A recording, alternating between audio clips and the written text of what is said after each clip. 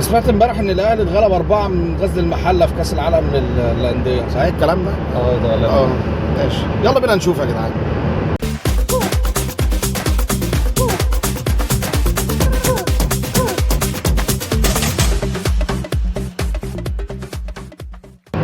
السلام عليكم ورحمه الله وبركاته، انا احمد صابر ودي الكوره مع افوكاتو. بصوا، هو الموضوع محتاج نظره مبعديه شويه، عشان يعني الاهلي بتحس كده انه اتعود يشيل 4 ودي قله ادب لا مؤاخذه، يعني احنا مش واخدين على الكلام الفاضي ده. طيب عشان نحل الكلام دوت نعمل ايه؟ ناخد خطوتين 3 كده لورا ونشوف كولر بعد ماتش ريال مدريد قال ايه وفكر ازاي. بس خليني قبل ما اروح لكولر اجيب لك كده فلامينجو ايه الخصه لك كده. هو الراجل ده كان بيعمل ايه من الاخر كده؟ فلامينجو كان بيلعب بخطه موسيماني، الا وهي ايه بقى؟ هو دايما كان بيستهدف المساحه اللي ما بين الهاف سبيس، اللي ما بين الباك والسيرد باك، ويلعب في الحته دي. شفناها امتى بقى؟ شفناها في البيلن بتاع معلول وفي الطرد بتاع خالد عبد الفتاح. فيعني النقطه دي هي دي، ده اكل عيش فلامينجو. فرقه بقى يعني انا مش فاهم ده بطل امريكا الجنوبيه ازاي، او ممكن نفسرها بان مثلا لعيبه امريكا الجنوبيه الجامدين ما بيلعبوش في امريكا الجنوبيه، او لعيبه البرازيل الحلوين ما بيلعبوش في البرازيل، يعني او فلامينجو غير بالميراس، ولو اني يعني برضو مش معترف بالميراس قوي.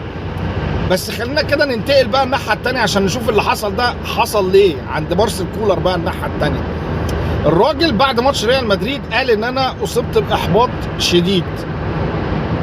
يمكن لعيبتك هم اللي وصلوك للمرحله دي ومعلوا سقف طموحاتك انت كمان زي جمهورك، بس انت كنت بتلعب ريال مدريد يعني في الاخر.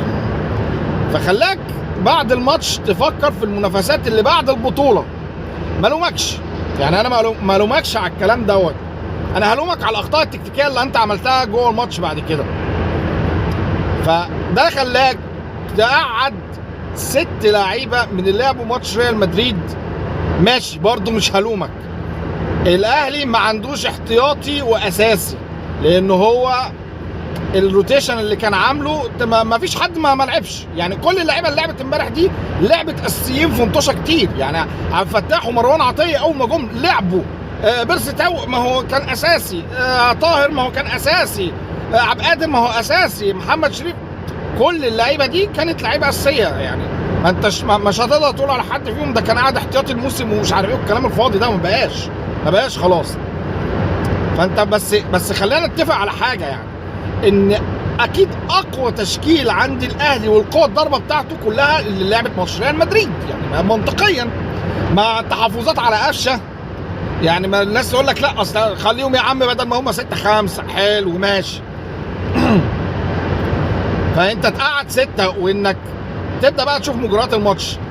اول 3 دقايق انا بتفرج يا جدعان شدوا حيلكم عليهم يا جدعان، الفرقه دي نازله خايفه منكم. بس واضح ان المدرب بتاع فلامينجو كان قايل لهم يعني ايه، انزلوا حاولوا تخلصوا الماتش بدري، ما تطولوش مع الاهلي، يعني اضغطوا بدري.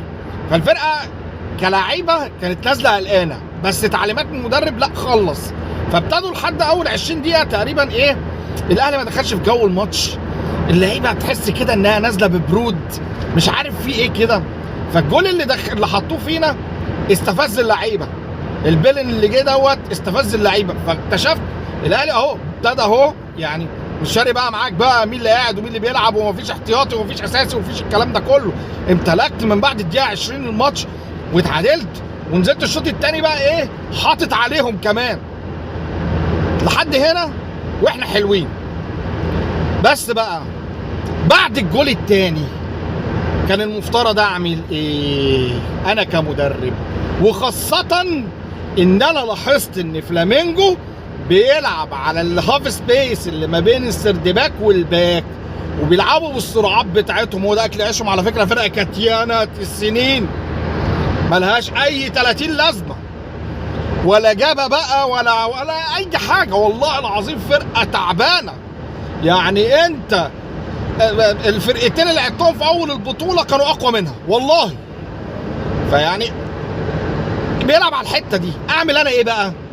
طيب بمنتهى البساطه كده، انا لو نزلت 2 من ال6 اللي قاعدين بره اذبح.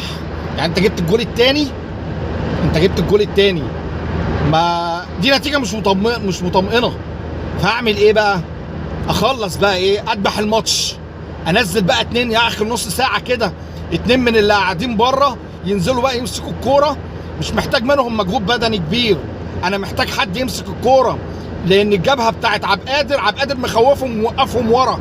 فاضل لي الناحيه الثانيه، الناحيه بتاعت طاهر وخالد عبد الفتاح، الجبهه دي كانوا هم بيجوا لي منها. فاعمل ايه بقى؟ انزل مثلا حسين الشحات ومحمد هاني، ارجعهم ورا، لان انت في عز ما انت كان مطرود منك واحد، انت رايح بانفراد محمد شريف.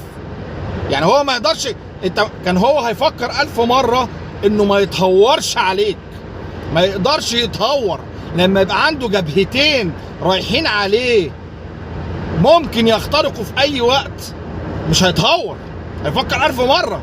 وبعدين واحد زي حسين الشحات او قفشه او ايا كان، حد يحط الكره في رجليك فيقلل معدلات الجري، فانت هتبقى مرتاح، ما انتش محتاج الناحيه البدنيه العاليه قوي دي.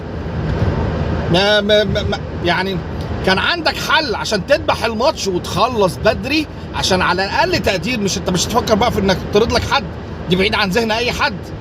على اقل تقدير انت مش هتروح لاكسترا تايم بس، وهترتاح بقى، هتفضي دماغك. لكن انت صعبتها على نفسك وقعدت تتفرج وفاكر ان لعيبتك بقى جامدين قوي بالصلاه على النبي، واحنا الاهلي، انت مين؟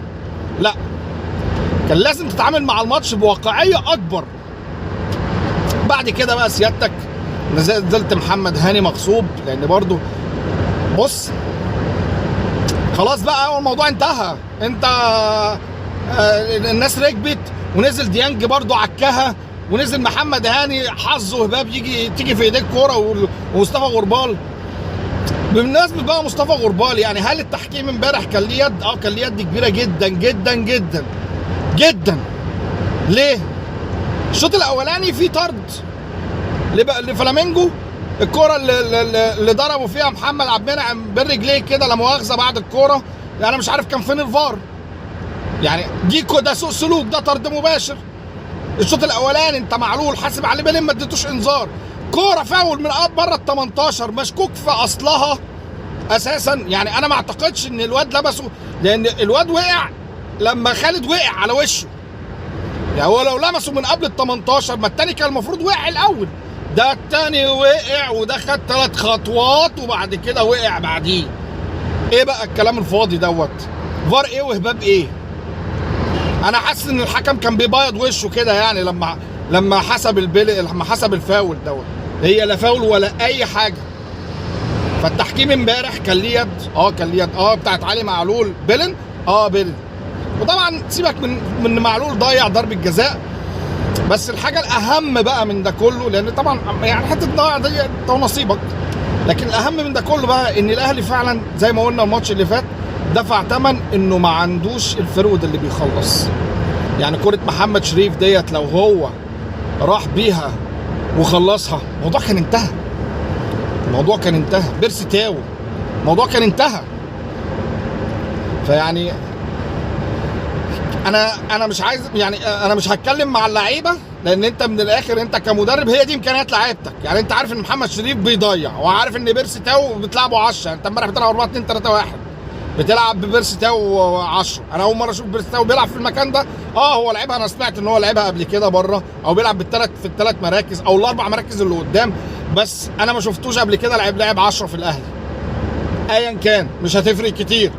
هو في اخر الماتش اللي فات تقريبا نزلوا لعب في المكان ده، بس برده مش هو ده اللي، يعني مش هي دي المشكله، لان انت في الاخر كمدرب شفت المشكله وما لقيتش حلها.